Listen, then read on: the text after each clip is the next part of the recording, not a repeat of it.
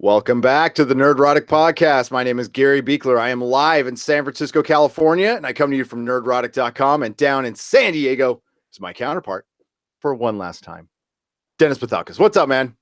One last time. What are you going to do? You going to have me whacked? What's going on? Well, yeah, I'm just going to replace you. Oh, shit. With your counterpart. Well, thanks for telling me. Nobody will know the difference, though. You guys are a lot alike. Except he likes Game of Thrones. That's where you guys part. that's where the difference is. Yeah. Well, that's fairly recent then. That's not that good. No. The experiment just happened. It did. I did it downstairs. Hi, everybody. We're here to cover the finale of Counterpart. Wait. I thought we were doing Fuller House. Oh, we are? Okay, cool. Yeah. Right on. I've never seen the show, but let's recap it anyway. Okay. I bet you my recap of not seeing the show wouldn't be much different from me seeing the show. I don't think there would be a lot of difference on that one. Yeah, fucking Quail. We could start out right there with fucking Quail. We're just dropping F-bombs already. This is an adult show anyway, God damn it. So fuck it. Hi, everybody. Hi, everybody in the chat. Johnny Pappas, fucking Quail, Viking bitch, Sean. Johnny says he has a static Dennis staring at him. He does. Mm-hmm. No, that's no, you're not frozen on this side. Maybe it's on his. No, that's just how it looks all the time. I don't know what you're talking about. Show me sexy. Show me happy. Or you got to say something to the camera. Watching. How's that?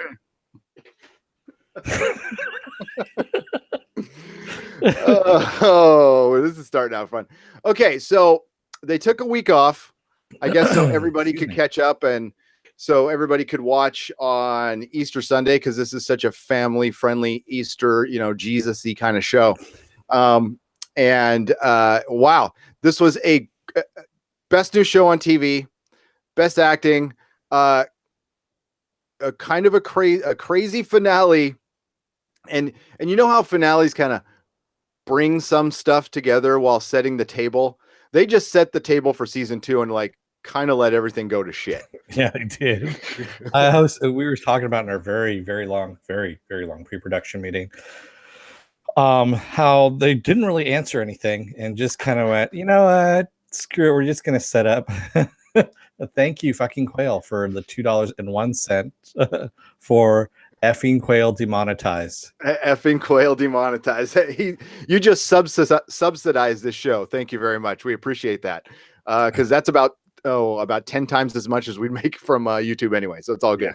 Now continue, Dennis. I was just saying they really didn't resolve too much, and they just kind of set everything up for season 2 and kind of went, yeah, we know you're going to be back anyway. So here, we're just going to set this up for season 2. There you go. Fuck off. Yep. There you go. Fucking Quail. What this whole first season was setting the table. What was just getting your little chess pieces going. I don't know how the game of Go goes, so I'm not going to refer to it. And it was a lot like Game of Thrones season 1, where it threw you for a loop. It killed a couple people that we did not expect to die, although I did call one, but I'll have to admit, I didn't think they'd really kill him. Okay, I didn't think they'd really kill Aldrich. See, I didn't think that either. I did call the Pope one, though, if I remember correctly. Yeah, I'll have to go back. I think we both did. Yeah, I am. Well, for one, Stephen Ray's kind of a big actor. He's not going to be playing bit parts, and I don't think. The great thing about this show is nobody's really gone unless you kill both of them. Yeah. So we've always got a chance of seeing Aldrich will be his other will be back for sure.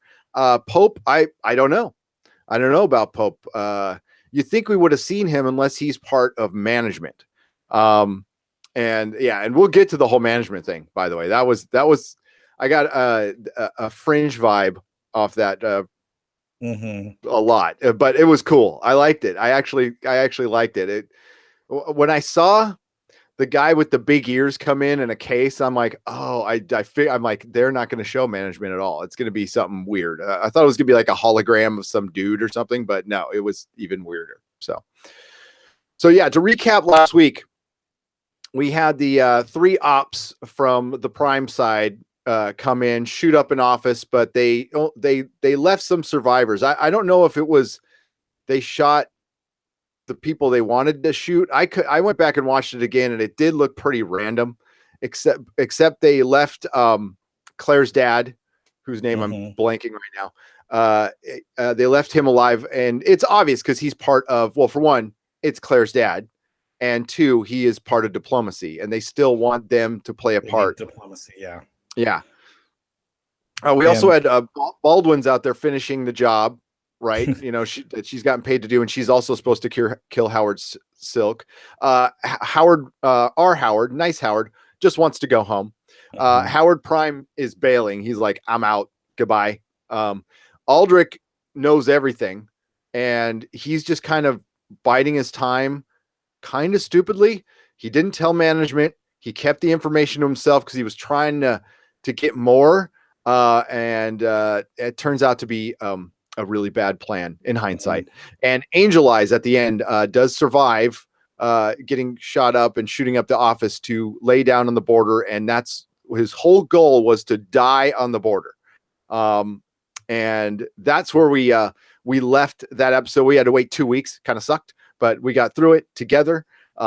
And we start out with the shooting aftermath, and it's a bunch of days people walking out of the office. And you could see that Howard Prime escaped, you know, by saving somebody. He escaped. And yeah, it's just a bunch of shock, and you know, ambulances showing up. Now, was it me or the guy that was riding the subway behind him, you know, that was just standing behind Howard Prime, you know, when he's got blood on his sleeve there? Did he see the blood on the sleeve, or was he just a really bad actor that just kept staring at J.K. Simmons the entire time? He saw the blood in the sleeve. Okay. That's what it was. Yeah, that's what, and he was backing off, and that's why Howard, you know, he just kind of backed off. He's like, probably like a normal person would do. It's like, I'm just want to get home. I don't care why there's blood on his sleeve. I really don't. Yeah. So Howard makes it out, right? And Angel Eyes is sitting on the border, and Aldrich is staring at him, and he can't do anything. And the guards from the other side are staring at him, and they can't do anything. And that's how that we cut the credits. Then we cut back, and it's fucking Quail in the hospital. And damn, you want to talk about failing upward? Yeah, we do find out a good piece of information that the office is leased by the UN. So everyone knows about this. All these governments know about this on both sides. They did mention in the first couple episodes, when Howard was the main Howard was asking Quail, he's like, how many countries know? And Quail's only answer was it's dicey. So not every, maybe United Nations members know, not every country knows. Yeah. And maybe not even every United Nations member. That's going to be interesting later on down the road. But yeah, that was that and you had to pick that up in the news. And we see they weren't injured that badly. Very good airbags. Obviously not Takata airbags in there. Well, as Claire says later on to Quail, she goes, oh, well, you were wearing your seatbelt, so you obviously weren't trying to commit suicide. You were just providing us with an alibi. Yes. And I'm sure he just didn't forget to take his seatbelt off. I'm sure he just meant to do that. Fucking Quail. Yeah. Yeah. So, but she's like, that's how smart she is. You know, she's always thinking that, Claire. Always on her feet. If she wasn't super evil, she'd, she's probably really cool. I don't know. Wow. Yeah. And we also have Quail's father-in-law spinning it to the media that it's a lone gunman, not multiple gunmen, but just a lone gunman, because he wants to get it through as quick as possible to deflect any media stuff from coming in.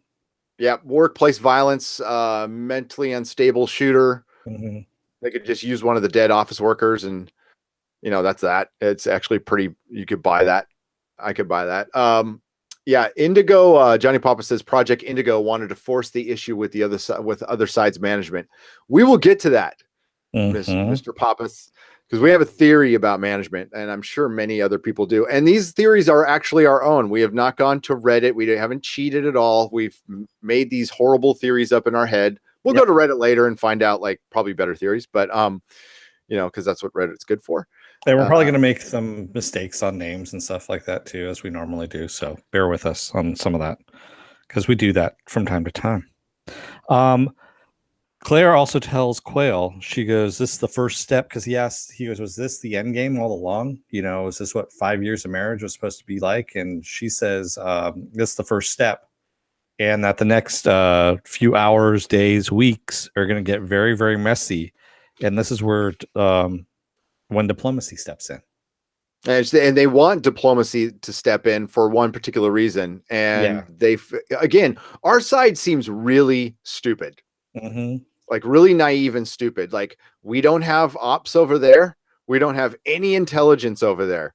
What the hell? I mean, like, and their side kind of got hoodwinked too, but our side, like, just, like you wouldn't think or prepare that maybe they are, our side knew that they blamed us for I say us, like our side for the epidemic that happened over the 96 epidemic. The 96 epidemic. So you think they would have prepared for that. I mean, it comes up pretty much every diplomatic meeting. They mention that. Mm-hmm. So I don't know. So yeah, Peter, I almost said Peter Quill. See, talking about getting names wrong. Peter Quail also gets away with the fact that he was drunk. So either his dad or his office, probably his father-in-law, called off the cops. Yeah. And so and it looks like the perfect alibi. He's all banged up. That's why he couldn't make it to the office. And Claire says, "Yeah, you should go in looking like that right now once you get discharged." Yeah. And excuse me. We also see that Emily Prime and Ian are going back to Bob. Bob is Emily's boss there, Emily and Ian's boss. And Bob's saying, "Okay, well, we need to go and craft a condolence letter and all this stuff." And Emily's like, No, wait. She goes, "We know that this thing came from our side. The shooters are from our side." She goes, "You send out a condolence thing and they're going to just like slap it back in our face and they're going to get pissed off, being our, the alpha side." And she's pleading with them because right now they're playing like we're not going to take any responsibility for this, and I understand their side doing that, but Emily's right, like completely right. If they just own it right now and offer to help, it could mend some fences. But Pope's group, if it is Pope's group, which I'm wondering at this point, that's not what they want. They everything's playing into their hands perfectly right now, so they've obviously done a lot of work. Well, see, Pope was the one who set up the children being groomed for this, but I don't know if that was his end game or not. Well, so yeah, it might have changed. It might have changed from what he set up to what actually happened. It might have, and I think Pope works for somebody.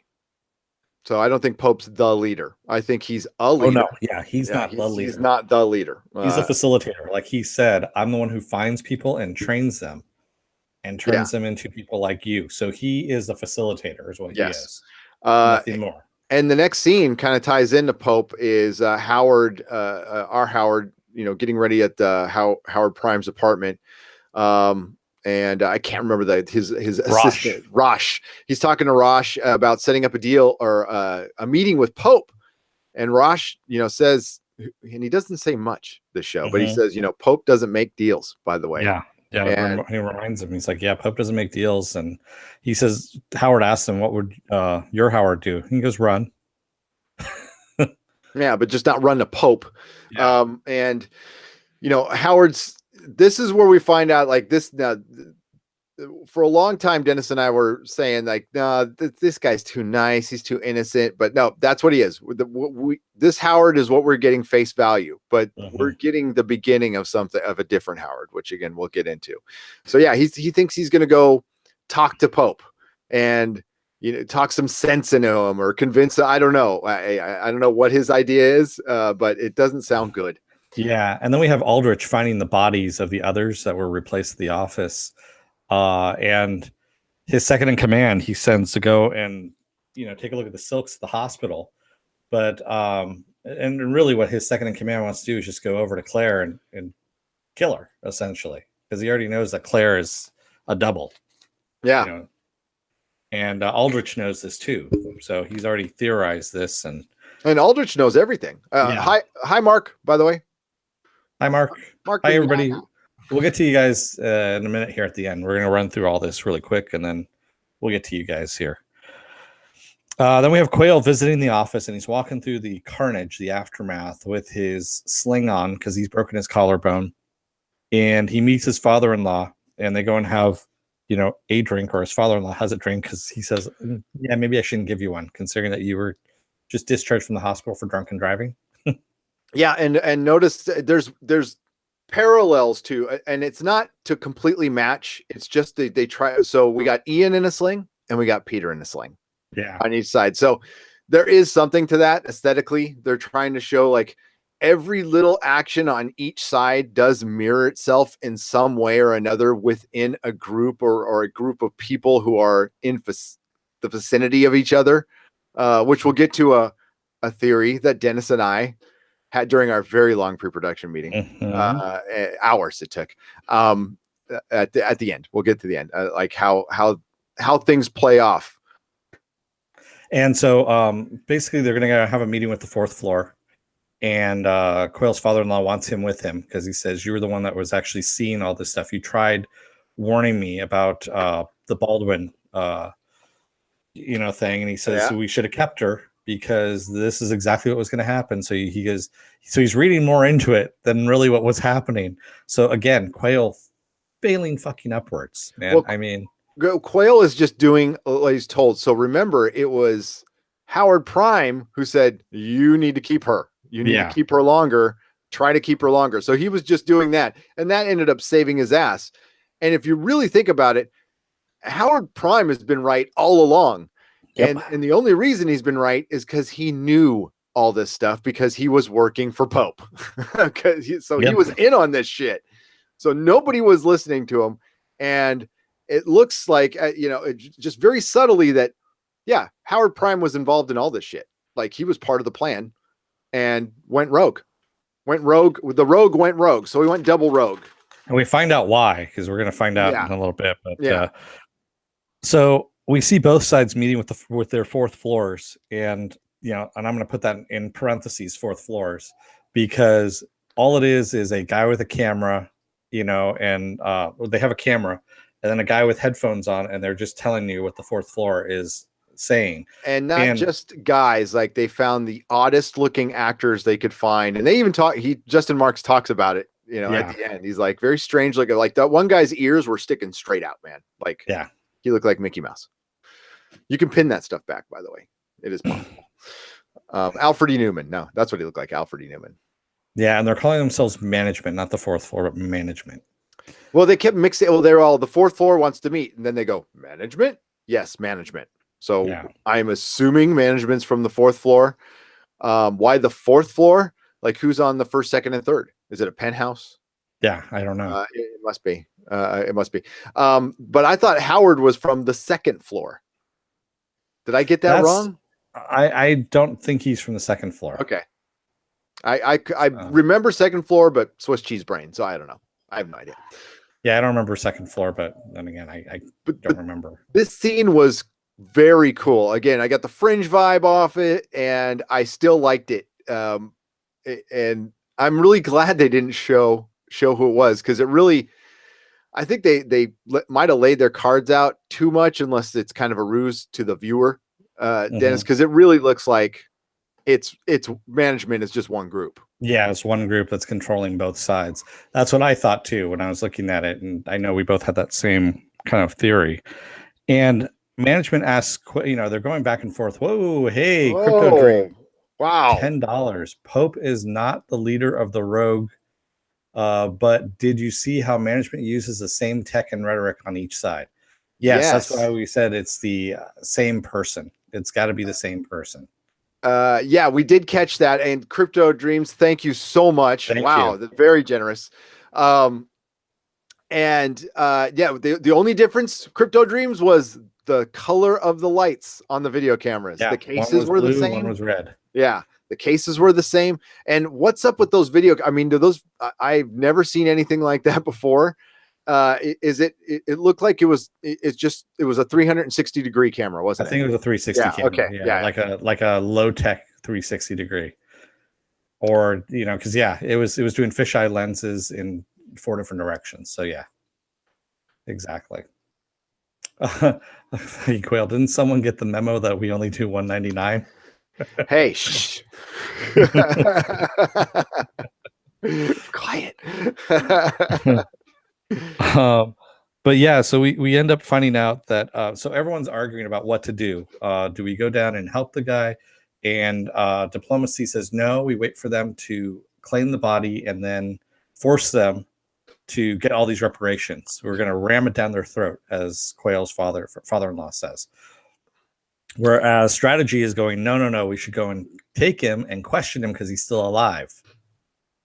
And finally, management says, well, Quayle, we want to hear the recommendation from Quayle. And Quayle, of course, sides with his father-in-law, as he's going to likely do, because he doesn't know what to do in this situation. Oh, he has no idea. Yeah, so he defers to what, but it's actually the smart move. Like going down and getting the body is actually pretty stupid. They have all the power on this one. They got shot up. Okay. So they can, of course, I want to say play the victim. It sounds very bad, but because they are the victim in this, and you get it for all it's worth. So yes, that is the smart move. And, Peter's father-in-law is a smart dude. I mean, he's unaware of this stuff, or he's playing off very well that he's unaware. And that guy's such a good actor.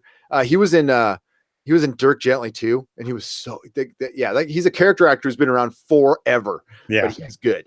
And I love how this is filled with some of the best character actors in both the States and in England, and that's what makes it such a quality show. Like even the a-hole plays Ian is great. That guy is so good. Well, Bob is actually Bob, yes, from Captain America and Spider-Man: Homecoming. Yeah. So, and he was also in Agents of S.H.I.E.L.D. for a little while too. He had a couple of things in there. Kenneth Cho. Yes, Kenneth Cho.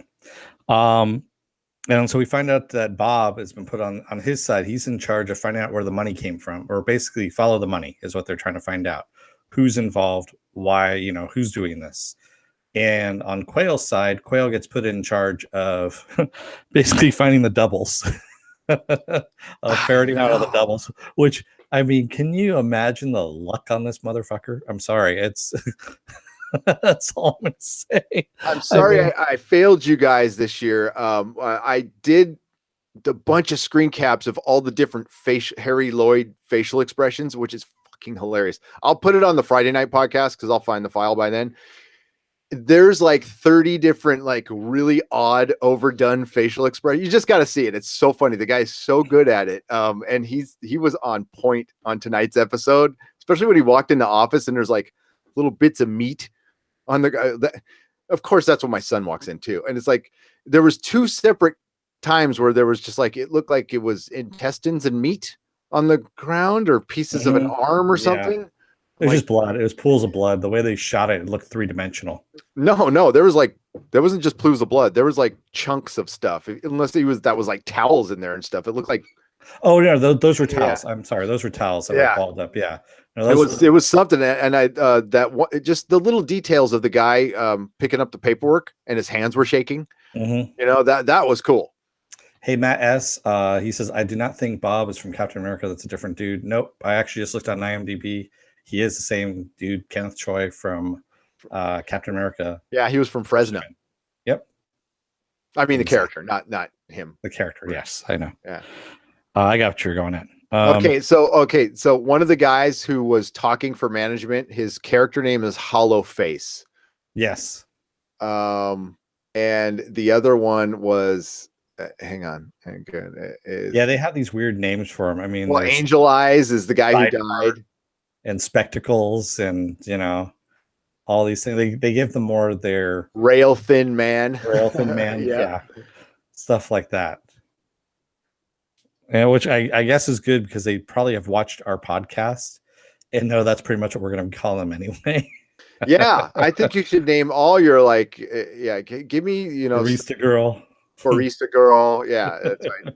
That guy with the scar. The third guy that was the Albanian in that group. They should have actually called that guy from Captain America. Yeah, it wasn't body parts fucking bitch. It was actually balled up. Was it? It looked like body parts to me, but you know, no. what do I know? I saw it twice. I went through it twice, and I saw it twice too, and I still thought it was body parts. I was also watching on the 65-inch. Oh, hey, I was watching on my computer. Johnny Pappas gave us $1.99. I demand a history book of the other side. I would like to give you one, but you know, I want to see one too. I want to see what their history is as well, because there's a lot of stuff that's unanswered. I mean, Paris now being open again for business. What the hell happened to Paris that closed it down?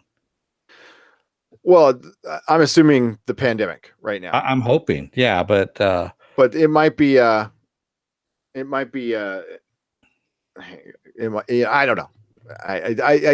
You got to take some stuff on face value, but that makes the twists a little better. So I think for one, they're not going to tell us very much in the show for a while.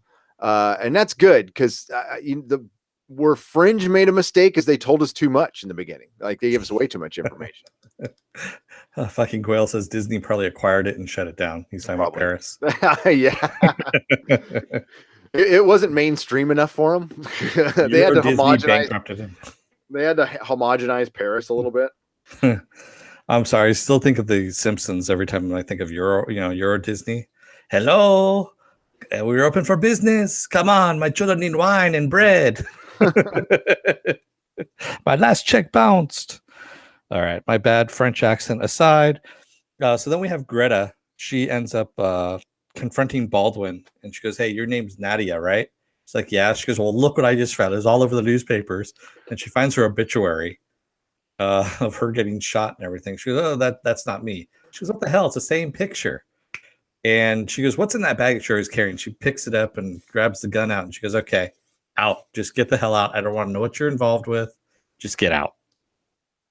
At this point, so Baldwin has now lost a little bit of joy that she was getting out of there, and she's pissed off at this point too.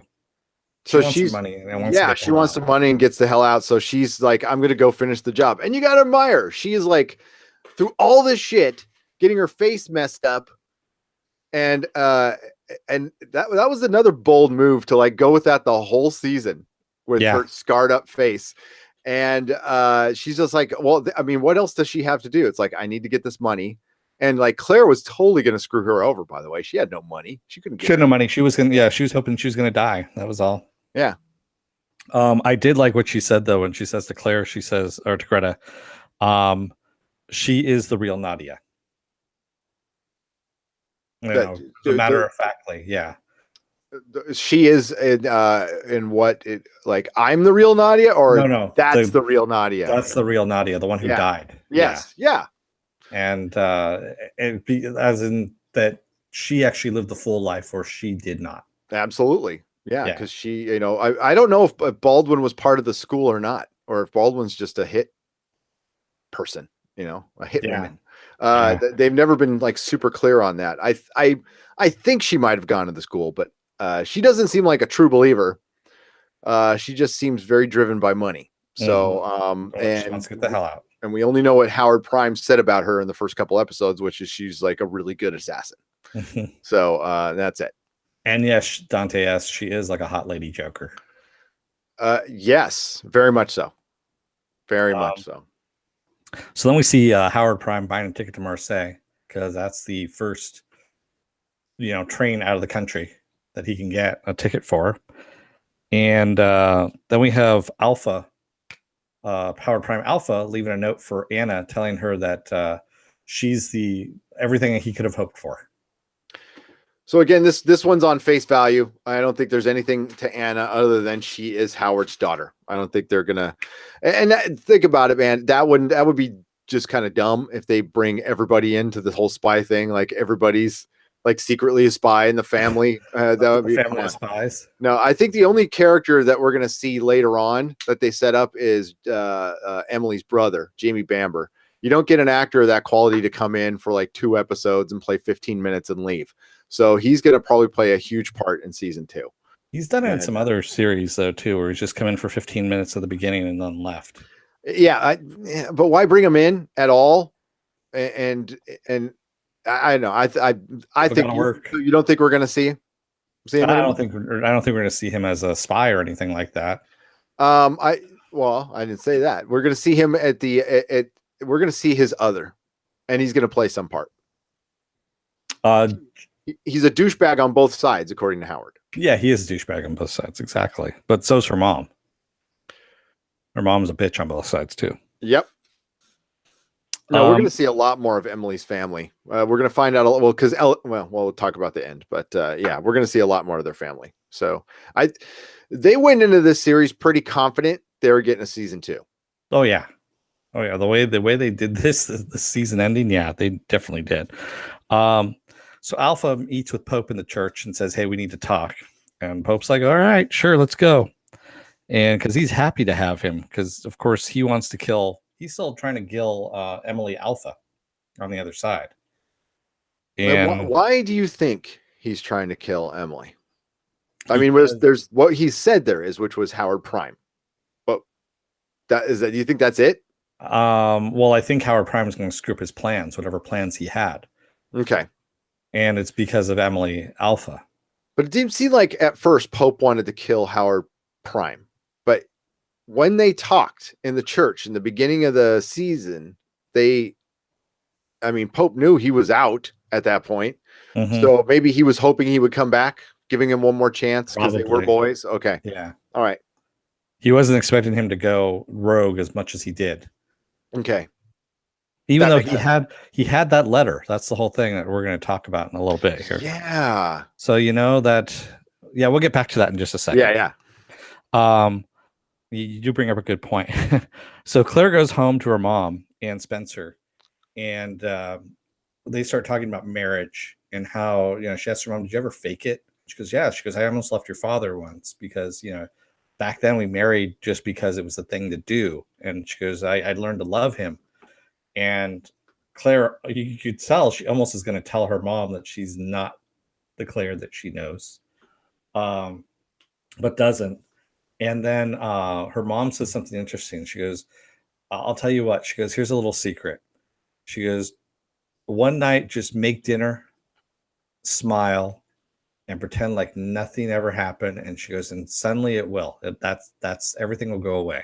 Well, let me tell you something. If I ever got home and my wife was making dinner and smiling, I would quickly as I could pack all my shit and get the fuck out. Yep. Because I'm dead.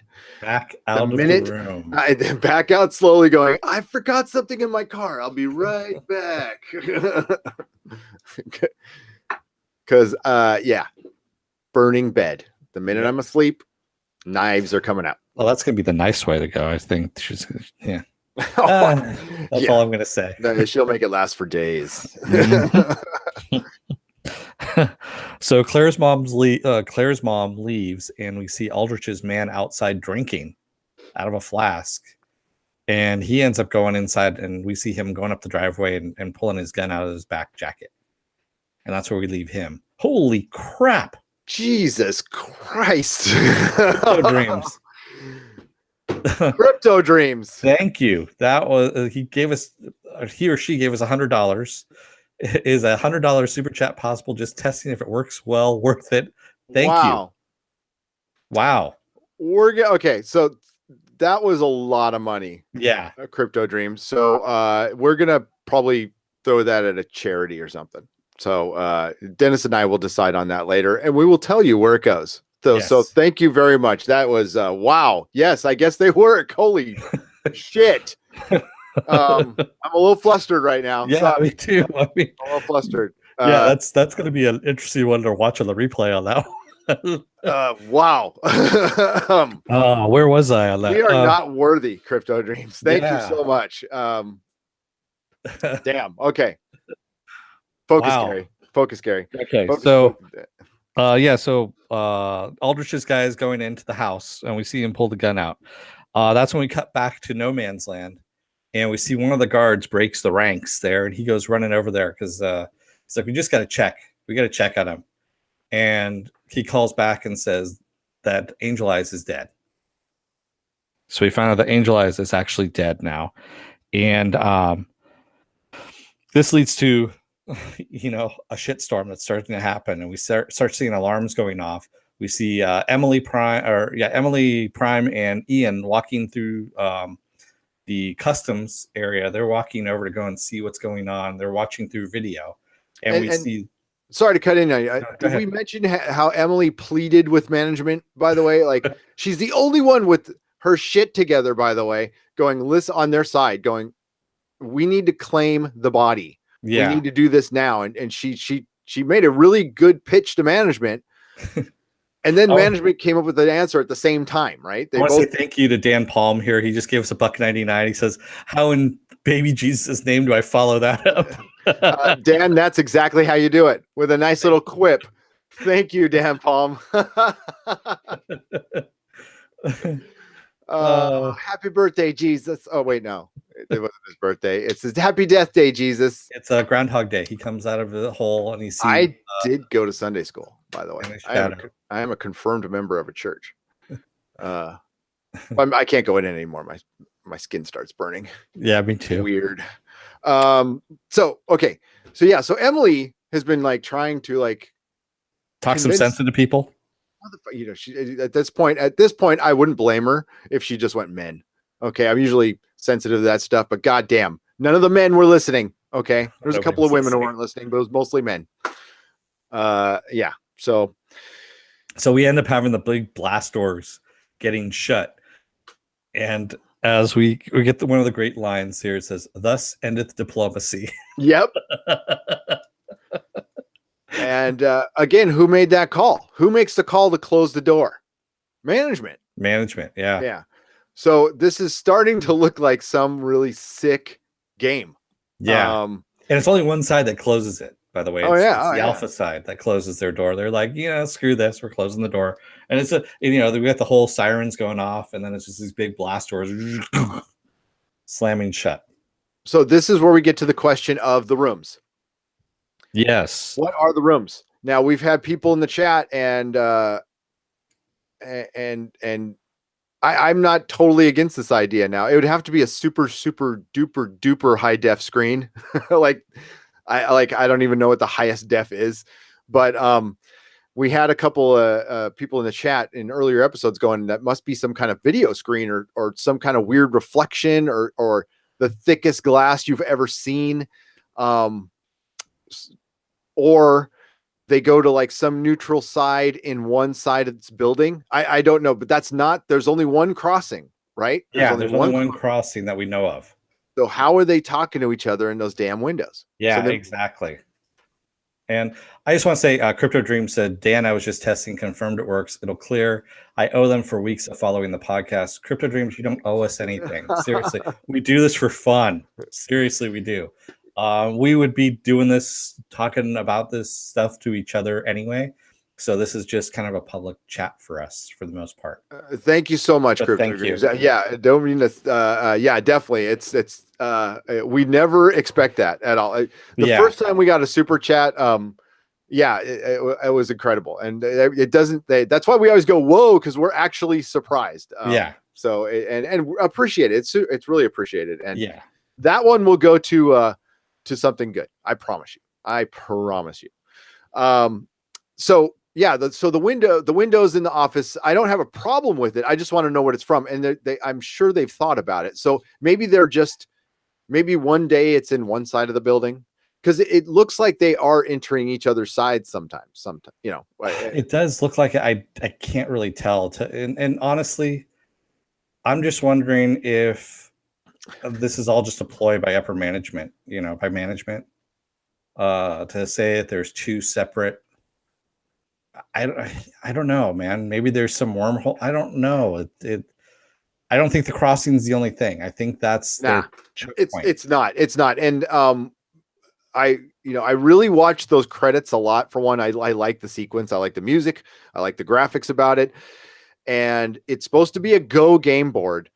But I'm telling you, every time you watch those credits, it shows you that there's more openings. There's like infinite. Yeah. Infinite. Every time somebody, it's always a shadowy figure. It's always a silhouette of a man, right? And then he turns a corner, and then another copy of him turns a corner. And then there's the office building one where some of the lights shut out. And it's the same silhouette. It just shows you that the same thing repeats over and over again in multiple squares. So it's yeah. There's more. We're gonna see like a third Aldrich or something at the end of season 2. I'm gonna call my ending of season 2 right now. Like we'll see a third Howard or somebody. I'm also gonna. I just came up with an idea too, and I'll come at it at the end here, because it's what happens at the end too. So and with the Claire mom thing, the whole love the lie thing and marriage. That's marriage. Yeah, I think that's I don't know about the whole like that's what we just got married. That's what we did back then. Yeah, people did just get married, and some people did it for love, and some people actually like each other and love each other when they get married. I don't know. I could say that for myself, but it's not cranked up to like 11 all the time. That's not realistic. No. Yeah. I mean, you're not. That sounds Hollywood. Yeah. I've also been watching the Santa Clarita Diet again, which is actually pretty funny. And this whole thing about them murdering people, speaking of marriage, and so that she can eat. Yeah. And I'm like, yeah, it's not that all the time where you're just, constantly in crisis mode. I don't know if that's the best show to represent. I mean, it shows a guy. Yeah. Well, it's not the show we're talking about. So yeah, it's different. Yeah. But I was just saying the same thing. It's, it's not always in crisis mode. Life isn't always like that. So. No, dude. God, no. Yeah. If it was, then we'd all be screwed. So Prime ends up calling Aldrich to say, hey, I'm out of here. I just want to let you know I'm disappearing. Peace out. Yeah. And that's when Aldrich goes, oh, sorry it went sideways on you. Yeah. I tried to stop it. I told you. Yeah, I told you it was coming, man, but you didn't listen to me. And Aldrich is like, well, you know what? That doesn't make any difference anyway. The crossing's closed. And by the way, I'm right here with your Emily. And he goes, oh, just make sure everyone takes care of Emily. Emily Alpha. And Aldrich goes, you know what? I'm here with Emily right now. And he goes, I'm pulling all my guards out. And you know that the other side is gunning for her. So we're just leaving her defenseless. So I don't think you're going anywhere. You're going to come right back here. Okay, I got another question. Emily is housekeeping. Mm-hmm. Aldrich is housekeeping. Mm-hmm. Are they rivals? They must be. Like, there wasn't a lot of, I mean, listen, I wouldn't lay down. No offense to any of my coworkers who are watching right now. Not laying my life down for you guys. I like you a lot. I would warn you if something was coming, but would not. No, that's reserved for my family. So I get that. And yeah, maybe they were rivals, or maybe, well, we got to wait for our theory at the end. Yeah. There was no like camaraderie there at all. Yeah. So sorry, I have to read this. Fucking Quail says, you know who realistically depicts family life and relationships? Fuller House. Absolutely. God, yes.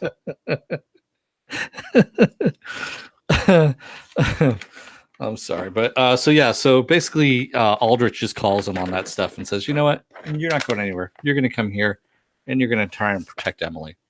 And and then remember what Howard Prime said at the beginning of the season. I'm paraphrasing here because I don't remember, but it's basically, you don't want to see me out of ideas. You don't want to see me like, at the end of my rope, basically. And Aldrich just put him at the end of his rope. And now we find out like why Howard Prime is a survivor, like why he is a fucking badass. Because what he did at the end was pretty amazing. It's like great thinking on your feet, killed the very minimal amount of people, but the ones you needed to kill. Now this is where Aldrich is being a fucking idiot for a guy who's who I mean, they spent the whole season showing that this guy is meticulous. He lives at work, for fuck's sake. And he overplayed his hand. Like whoa, thank you. God, crypto dreams. Dang. Claire and we might have to call this the Crypto Dreams podcast at this point. Yeah, I know, really. Claire and Quail are agents of reunification. Well, they are now. I mean, like, I think they're setting them up. They're setting them up to actually be probably the good guys at some point. Yeah, I know we talked about this before. That was one of our theories, that this group was actually talking about trying to bring both universes back together again. But I don't know now. I don't know what they're doing, man. It's just I'm sticking with that. I'm sticking with that. Like these, if the Prime side is actually a copy, which I'm not certain I'm buying anymore. Okay, because that's how it's pitched in the show, that this is a copy. There used to be one, and then it copied. Yeah. Then they definitely need to merge back. I think it's more of a, you'll find out later, they punched a hole through, and it's a parallel universe that's always been there. They aren't copies. Those are two different people. That's what I'm thinking too. I mean, that's what I've always thought. But hey, if it's a copy, then yes, they need to collapse it back, because they're going to find out that like something spiritually is wrong. It's something like that. That'd be cool. I like that. Remember, this is a sci-fi show. It's spy, but it's a sci-fi show. I know. I know you know. I'm talking to the audience too. Don't get defensive, Dennis. I know, man. I know what's going on. We're having a conversation, okay? So speaking of conversations, Alpha tells Pope, Howard Alpha, excuse me, tells Pope that he'll convince Emily, his Emily, to get out of the business, and they'll go away and they won't bother Pope ever again. He's just begging and pleading and says, as long as you send me back, he goes, we'll get out of there. We're not going to say anything. You'll never hear from us again.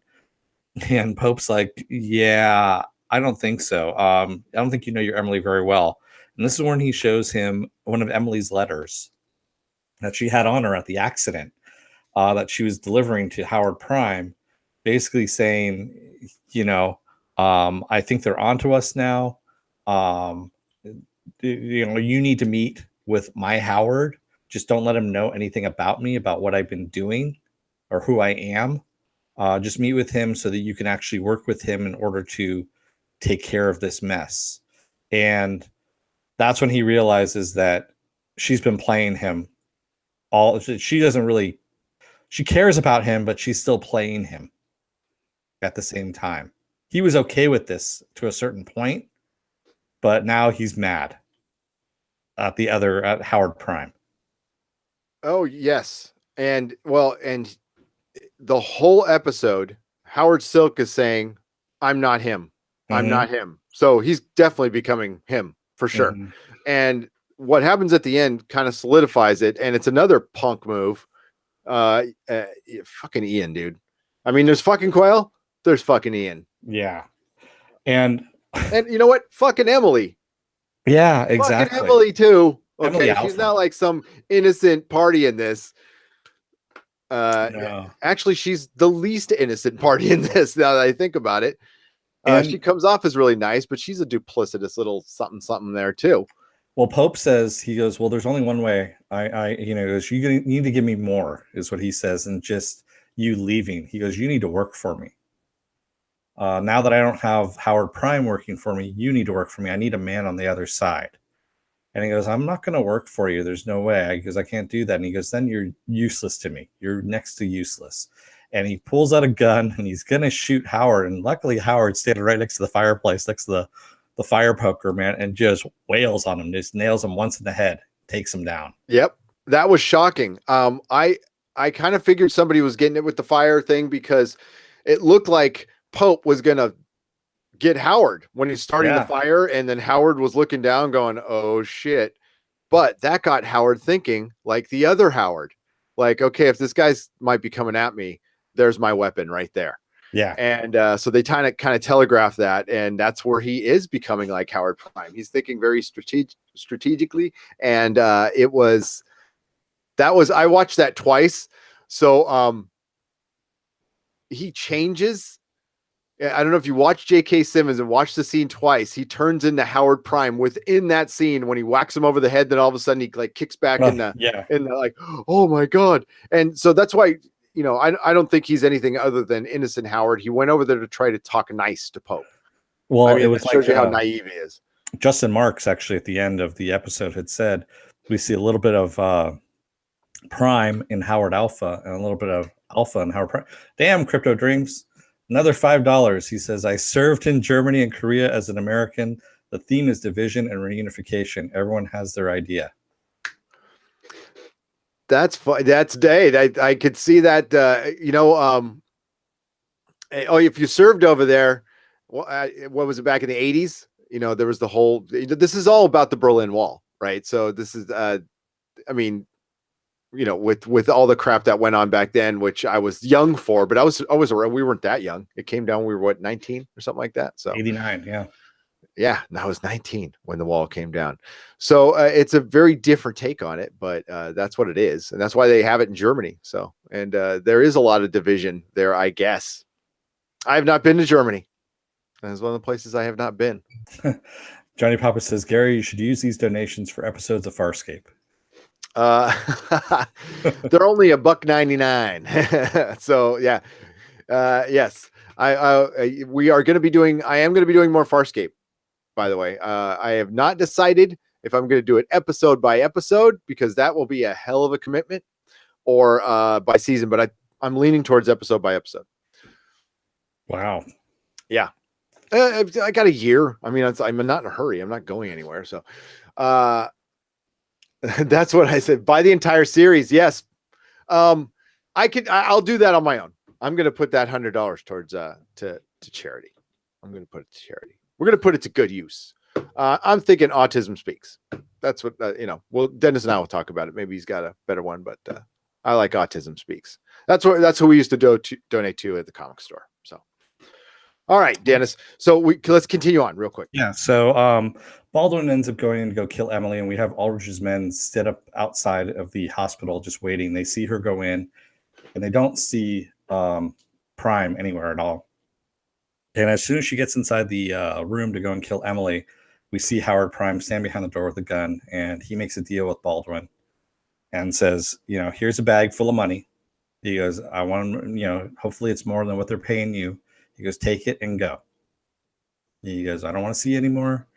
And we're done here. And he caught her at the perfect time, because she's got nothing to stick around for. Mm-hmm. And she's got to know Claire doesn't have the fucking money. I mean, and Baldwin doesn't know that the doors are shut at this point, but I don't think she has any intention of going back to the other world. No. And this is where Howard is really thinking on his feet. Like, he had that go bag. He got the money. That's why it's always good. If you got some extra money lying around, go bag. Definitely. I learned that from the show. So, and I thought that was cool. We thought they had worked together before. So obviously they haven't led on to that yet. There still seems to be a familiarity between those two. They know of each other, I believe. Yeah. Is what it is. So, but she says something interesting right there. Yeah, she says, she's not your wife, she's his. So this is where you meet. And he probably had no idea what she was fucking talking about, because she was referring to a conversation she had with Howard Silk about 6 episodes ago. Mm-hmm. So, but yeah, that's where they meet. It's her. Yeah, it's her.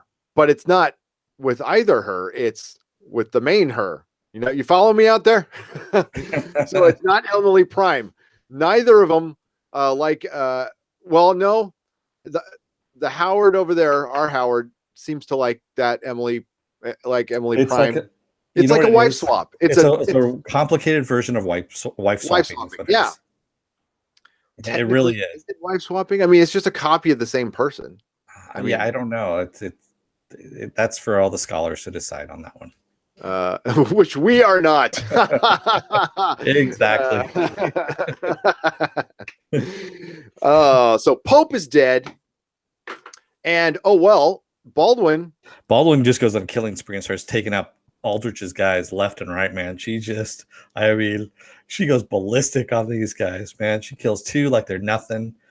And then, she sees this nurse come in as one of them is lying there on the ground, writhing in pain. And she looks at the nurse and just caps him right there. And the nurse stands off to the side, doesn't look at her, doesn't make eye contact. Like, maybe if I don't look at her, she'll go away, which is exactly what happens. She just walks right past. So, and then she saves Howard Prime from Aldrich, and she kills Aldrich. Yeah. And I was a little shocked. I called that one last week, but I honestly, his story's not done. So we're going to see him again. We're going to see his other, we Dennis and I think, and go back and watch that episode, man. Because somebody said they went back and they didn't think it's him. It's him. It is him. And we're either way, we are definitely going to see, for one, this is, he's a damn good actor. And I'm sorry he's gone. I liked him in this show. So I hope to see him again. But I think we will see him again. I think we'll see maybe even Stephen Ray's other again. Oh yeah. But Baldwin and Howard Prime, after she kills them, she's all, that one's for me. And Howard Prime goes, okay, bye. And he grabs doesn't the even gun. say anything. He just kind of leans down. If you notice, when he leans down to pick up the gun, he's looking at her the entire time. Oh God, yeah. And he picks up the gun with his fingers, 2 fingers like this with the butt, and pops it in his pocket and walks away. I am not doing this in a threatening manner whatsoever. I am just going to walk over here. Okay, exactly. We're cool now, right? Okay, good. Yeah. Yeah. Well, those are two of my favorite. I mean, I like Howard Prime a lot, and I like Baldwin a lot. Now, I don't know what you do with Baldwin at this point, because she's free to go. Like, for her to come back they would have to pull her back in, because like her story's almost done. You know, she's still got unfinished business with Claire. What would that solve, though? It would just be killing Claire. I don't think it's gonna be killing Claire. I think she still has feelings for Claire. Feelings for Claire, or I need to get Claire out of my way because Claire is going to pull me back into the shit, and I want to be left alone. Could be both of that too, because Claire is the only one other than Howard Prime at this point who knows who she is and that she's there. Yeah, Claire is a sociopath, though. She has no feelings for anybody except for that baby. She feels for the baby. I believe that, but and I think Quayle at this point too. Quayle's a narcissist. I don't know about a sociopath. He's a narcissist and a goof. Well, no, she had too many opportunities to kill him outright, and she did. Oh, she no, that's baby daddy. She's not going to kill baby daddy. No, she's not unless she absolutely has to. I think if she absolutely had to, she would. But it's baby daddy. True. That does count. Okay, so babies are not. People can do it on their own. It's been done many, many times. But man, if you got somebody else around, it's a help. Let me tell you, I couldn't have done it. No way. No way. So going back to the show here, we have Ian arresting Howard Alpha, and basically they put a bag over his head and they said, "Okay, send him to Echo."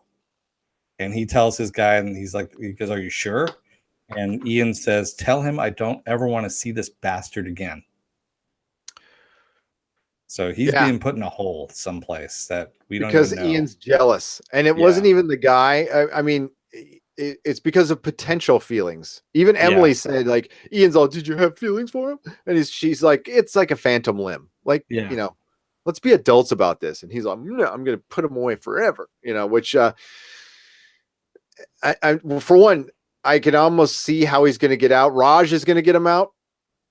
Yeah, Raj is going to get him out. Raj is going to get him out, or Emily's going to, or both are going to get him out. And I think they're making okay, so we can get into our theory that why don't you start with your theory about the occupying the other places? Well, let's finish up really quickly here before we do the occupying other places. We have Quayle coming home to an open door, and he finds blood all over the kitchen, and Claire cleaning up the blood, and a dead henchman laying on the floor, which is Aldrich's dead henchman. Yep. And basically she's saying, he came at me. He was going to kill me. I didn't know what to do. So I killed him. And this is when we see Quayle finally embrace her. He actually hugs her. Yep. And asks what he can do. Yeah. And she's playing this innocent thing, which I don't know. I'm not buying it. And then we have Quayle meeting Howard Prime at the hotel again. And basically they're laying all their cards on the table, and he goes, "Okay." He goes, "You don't screw with my wife. I don't screw with yours." He goes, "I won't out her. And, and we don't have to worry about Aldrich anymore because Aldrich is dead." And then Peter's like, "They put me in charge of the case." And the look they both had was like, that would have been funny if they laughed at that point. He did chuckle a little bit. Howard Prime he went, "Really?" is what he said. He's like, "Yeah." And he has like a half smile on his face. Guess I'm seeing you at work tomorrow. Guess I'll see you tomorrow at work. Yeah, exactly. and then it ends where it kind of began. With Emily and Howard, first time we saw them. Well, no, we also have Quayle coming home to have Claire making dinner. Like nothing happened. Everything's cleaned up. She's dressed up in like her nice 50s garb. And are you hungry, dear? Would you like some dinner? And he's like, yeah, I'm famished. Sure, let's sit down and eat. You're standing right where that guy was. You didn't cook him, right? So Yeah. Right. And then okay, yeah. So we got to speed through this now because we're yeah, running a little long. So yeah, yeah, so we got Howard Prime with Emily reading the same poem that the other Howard read to Emily, and that was kind of to bookmark it. And the poem in itself is about, you know, you being you, where you are, and Eunice and being Eunice.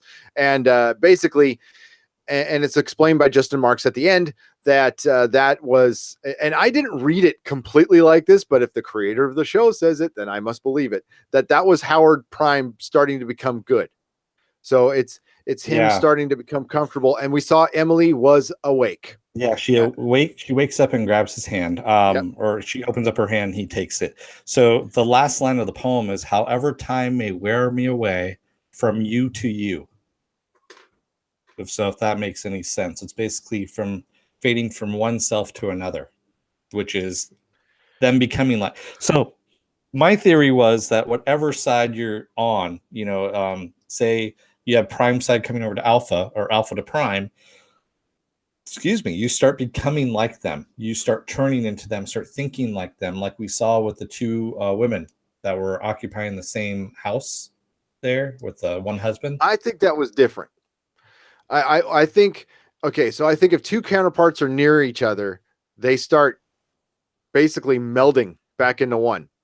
Like they started finishing each other's sentences. They started repeating, saying to the exact same things to the person. They're turning into beyond identical twins.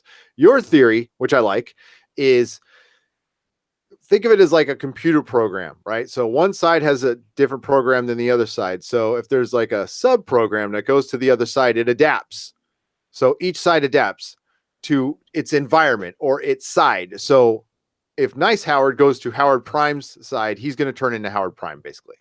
And that's kind of what Dennis is thinking. And I could see that. I could see that. Crypto Dreams. Did anyone notice the beret change? I take it you mean the guards, one's wearing red and the other guys are wearing black. Is it I black or blue or dark blue? I couldn't tell, think it's but black I'm that they watching were all wearing. these on my computer. So, Yeah. uh, I got to go back. There's a lot of little details that for one, they didn't really, the one thing they didn't show, they said they were going to show a bunch of stuff with the crossing and they really didn't. No. If you look in the background, the crossing looks like it melted, something melted. Yeah. Like there's a bunch of equipment and you can hear the sounds. So, yeah. I don't know. This is definitely worth a rewatch, like 100% worth a rewatch. Um, and and I thought it was a great new show. As far as where my theories are at, okay, management is one group. I'm not going to say it's one person; it's one group. I think one. I think it's. I did. I can't. I imagine some people out there will probably say it's aliens. I'm not saying it's aliens, but What it's if aliens. it's I don't think it's aliens. what if it's I, a I group of original scientists who I think it's the group of the original scientists who were at the experiment, and these are the people who did not split. I've said since episode 1 that we're going to have a character who didn't split, and it's going to be important in some way, and it might be the original scientists, and maybe they're trapped somewhere, and what they're trying to do is get back, and they only have this communication, or this is one big crazy effing game, which would be kind of cool. or it's an experiment. Or I get a little bit of a prisoner vibe off this show, a little bit. Yeah, it's an experiment. Throw out your theories, please. I'd love to hear your guys' theories on this. Tinfoil hat. Both sides are simulations run by the original timeline, is what fucking Quail says. That's a good one. That's an interesting That's a one. really good one. I like that. Maybe they're playing out scenarios. You know what I mean? Maybe it's all a goddamn computer program and they're playing out scenarios like, okay, if a pandemic happens, like how's this play out and stuff like that. Alexander Sandu says, "Can anyone summarize what are the answers, if any, given in the finale?" There are no answers, just the more summary, questions. the summary of like what kind of answers are you looking for? There is none. There was absolutely none. The bad guys were trying to get them to close the door. That's the summary. what they're setting up is Howard versus Howard. It's going Yeah. to be Howard versus Howard. So that's the other thing too that we were going to say at the end here. So hi, Jody. with Pope, he had Emily's letter in his hand. That's what the way he gave Howard Alpha. So if he knew this all along when he was talking to Howard Prime in the church, he knew that Howard had already switched sides, that he was gone, and yet he let him go through. So obviously he was in on this whole thing of getting that doorway closed, but why switch Howards to the different worlds to do that? Oh, he didn't mean for that to happen. And by the way, you're very welcome, Alexandra. I wish I could have told you more, but that's Alexandra. Alexandra. I corrected myself. Thanks though for correcting me again. There you go. And yeah, so I wish I could have told you more, but that's kind of how they left it. But I enjoyed it. I enjoyed it. Shit went sideways on Pope. I mean, that's it. Like shit went, and I bet you it goes sideways a lot. I bet you he loses a ton of people. If you want to base it on your theory, he must lose people all the time because they go over there and they start acting like they're other and they start liking their lives. So he must have like a 50% like loss ratio. You know, a lot of turnover in Pope's organization. You know, I'm just gonna say, Crypto Dreams, we didn't block your super chat, so I don't know what happened there. So, yeah, it might take a second to go through. Yeah. There, as Viking Bitch says, there might be a limit. I don't know. So there might be. Yeah, we would never block a super chat, not in a million years. Yeah. So yeah, sorry it didn't go through. I don't know what's going on. Yeah. Davis 404, and I just lost it there, said they are obviously trapped up there and are hiding their identities and or condition. Dude, that's really good. I agree with that too. Davis 404. I think there's little bits of everything we're talking about here. It could be possibly simulation. These are the original scientists who did the experiment, and they are messed up. Maybe they're not. Yeah, maybe they're in no condition. Maybe they're like halfway. You know, like we said in the Philadelphia experiment.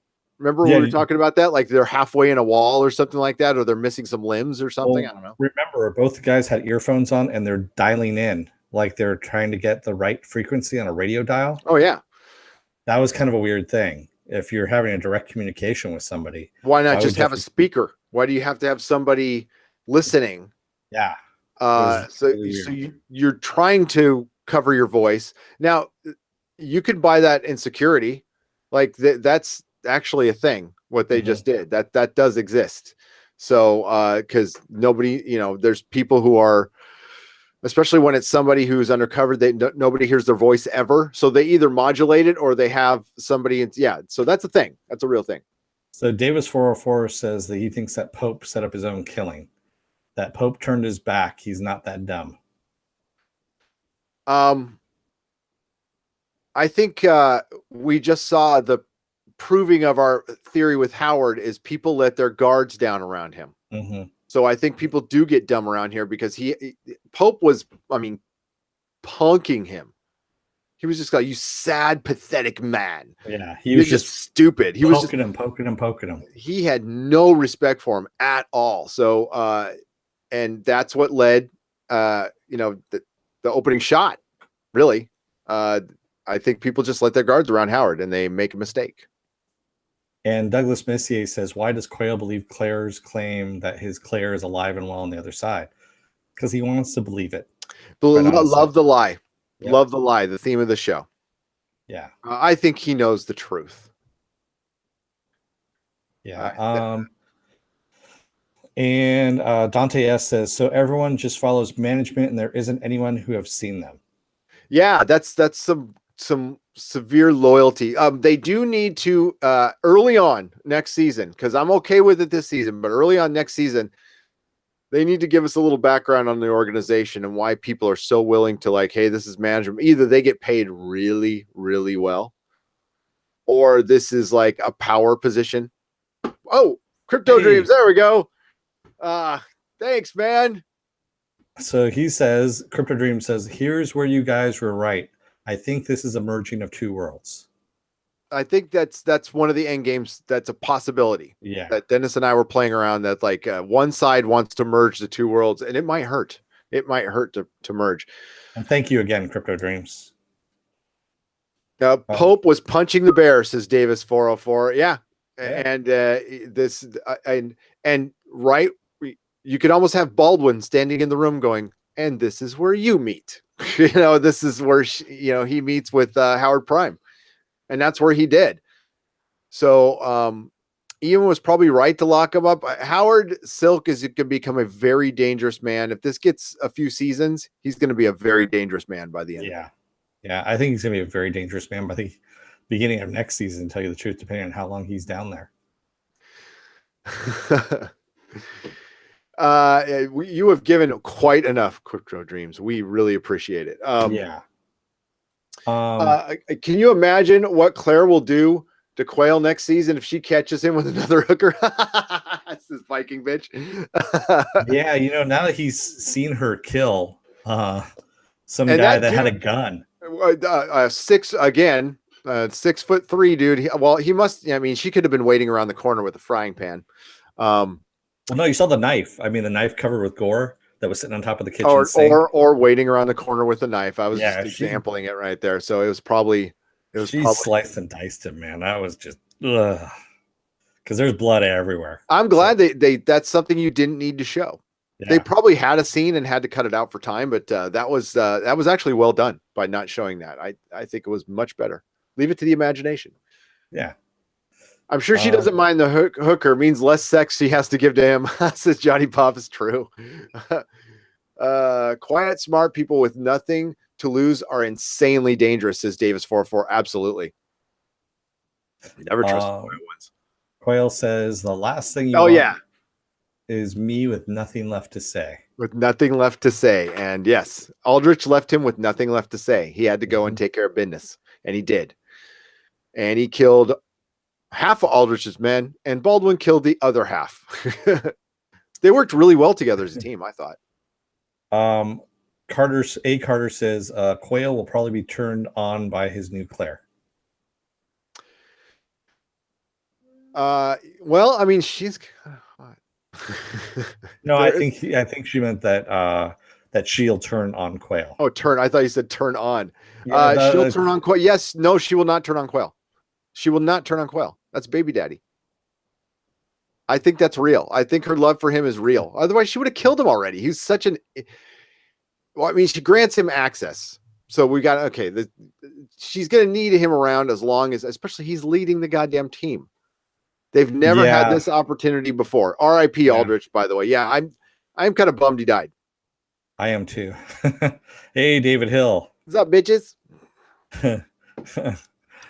Sorry, I was just looking at Crypto Dream says, I'm sorry, this also messes up your Google Live score.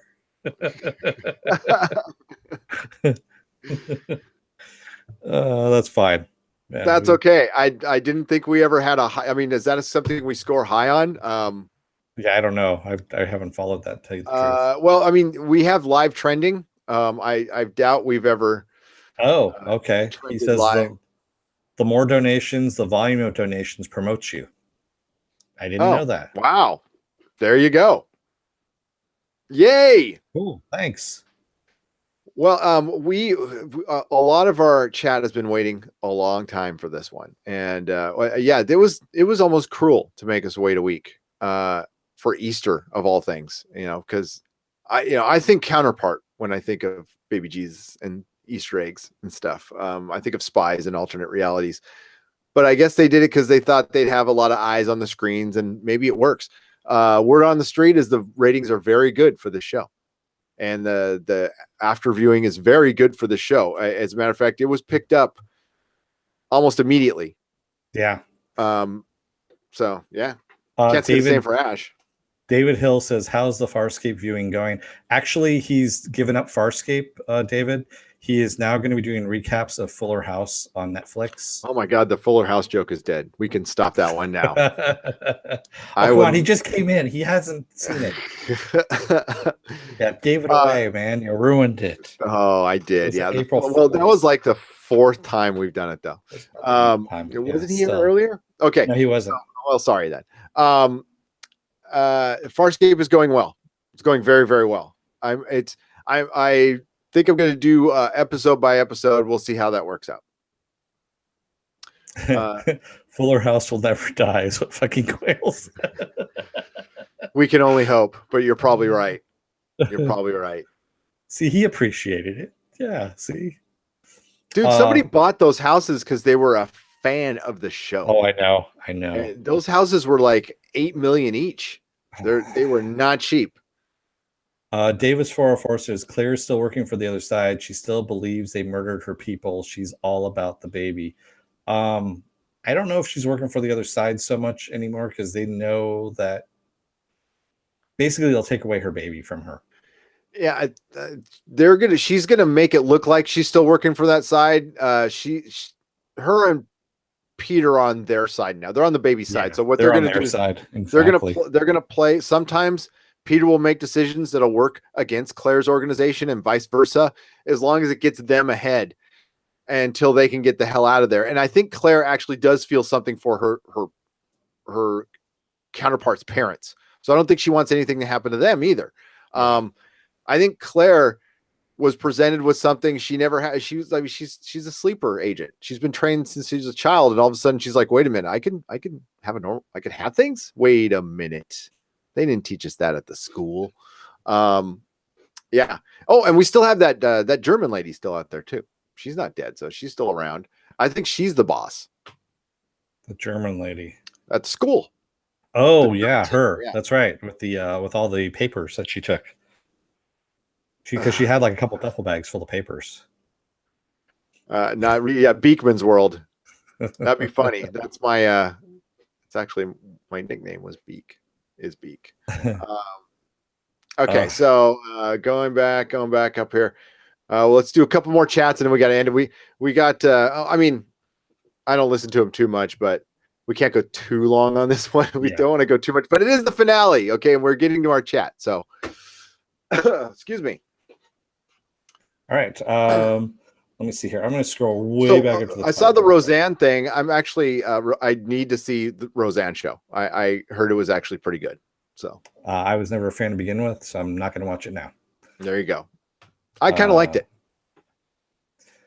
I did. I watched it a lot. So are the communications lines to the other side all closed now? Because it's the end of diplomacy, says Robobrain 10,000. Yes, I think everything's shut down. I don't think they're taking phone calls. I think once that door closes, that's it. They said it. They said they're into diplomacy. So I think they're going to get. Aldrich insinuated that it's going to be closed for a while, so it's not forever. I think this has probably been done before, and it's just a sign of like, we're not talking to you right now. Meh. Kind of like when your wife goes in a room and shuts the door. It's not going to be closed forever, but you might want to think about sleeping on the couch, get a blanket. Rough Girl says yes, at fucking Quail. Fucking Quail. All right, Dennis, you still with me? I think that's it. Yeah, I'm sorry. I was going through some of these things and taking a look around. That's pretty much all I've got there. So I think that should be our last comment. What do you think? Well, I mean, read through while I get our little Patreon page up here, if I can find it. We get some Patreon up there. That sounds good. David Hill says they should do a Fuller House Ash versus Evil Dead crossover. Well, they've done Archie meets the Punisher. So, I mean, like, why not? Ash has pretty much met everybody in the comic books. He's meeting Kiss currently right now. So nice. Yeah, there's nothing wrong with that. By the way, Ash vs. Evil Dead, I know this doesn't cross over with the show, but it's pretty much over, guys. So if you want to see Ash J. Williams for the very last time ever, and maybe Bruce Campbell as an actor, watch these next few things because he might be retiring after this. He might be done. So this might be your last chance at Bruce Campbell. So here we go. We got our wonderful patrons present to everybody. Now we're missing Johnny Pappas. So I'm going to say Johnny Pappas, Johnny Pappas, Johnny Pappas, and maybe I'll get Beetlejuice right here. But I'm going to fix that, Johnny Pappas. Jody, Viking Bitch, Apple Crow, Eric, Lawrence Howe, Kristen Conine, Shakuri Lama, big Shakuri Lama. Shakuri is a big guy. You always want to be nice to Shakuri. Trust me. Richard Seth Jones, Isaiah Norton, Fan on Rough, Penn Farm Girl, Brian Smart, Arturo Espinoza, the Feisty Fan, and there's one other who I need to. Johnny Pappas. And Johnny Pappas. Yes, there's 3 Johnny Pappas. It's such a coincidence. You're the man, Johnny. And don't forget to tell Jamie we said hi. Yeah. So I was gonna say here there was something, and I just lost it. All right. So you can find all of our podcasts and videos at nerdrotic.com. Dennis has a Twitter. It's at DeForce, DAFORCE. Mine is at Nerdrotics. Dennis also runs the Nerdrotic Podcast Facebook group. We have a page and a group. They go together. You could just search them. They're there. They'll also be linked when this rolls over into a video in the description below.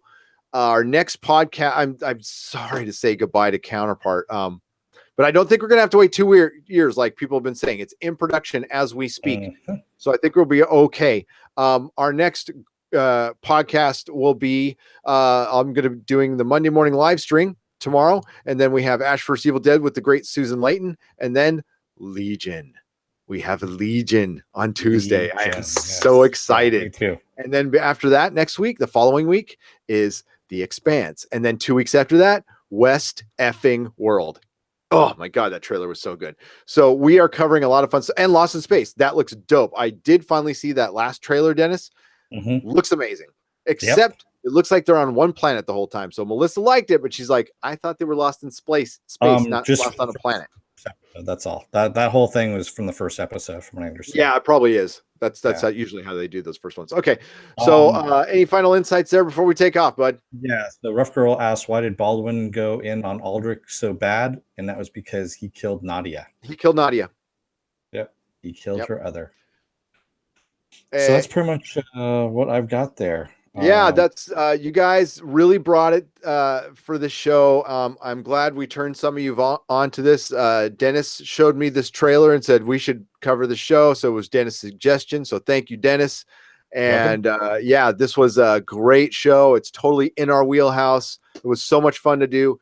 Glad a lot of people watched this with us. And yeah, carry over to Legion. I know they might not cross over the best, but Legion's a great show. I highly recommend it. Even if you're not into superheroes, this is a different kind of show.